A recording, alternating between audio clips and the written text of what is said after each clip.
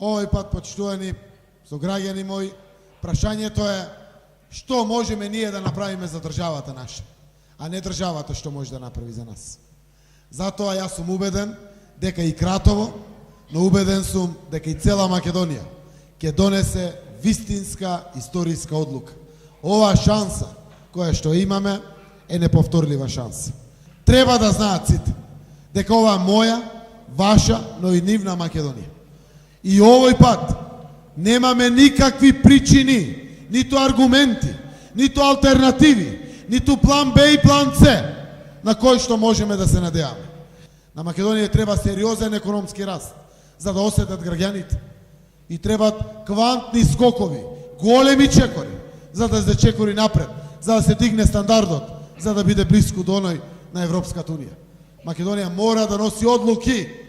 Политичкото калкулантство ја држало државата замрзната, ја држала во калта, во место, додека целиот демократски свет оди напред. Современите технологии и харат, младите ги имат сите своји перспективи на светско ниво. Стана се глобално село. А ние во кавги со соседите, се не е крив некој друг, никако да не донесеме храбри одлуки. Ја донесовме храбрата одлука.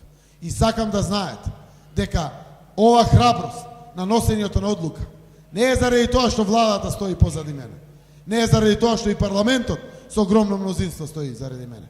Заради тоа што знам кој стои вистински позади мене. Стои нашиот народ кој што сака живот овде, во Македонија. И утре, после Кратово, на авионот во Вашингтон, подпредседателот на Америка Пенс ме чека таму на состанок. Јас од мала Македонија.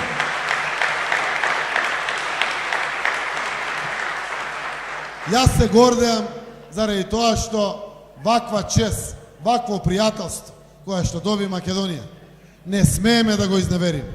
Затоа мораме сите на 30 септември да излеземе.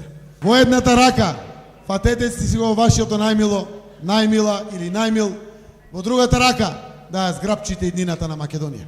И да се вратите дома, да си ги гушнете децата и да знаете дека сте донеле државотворна историска одлука и за вашата земја и за вашите деца.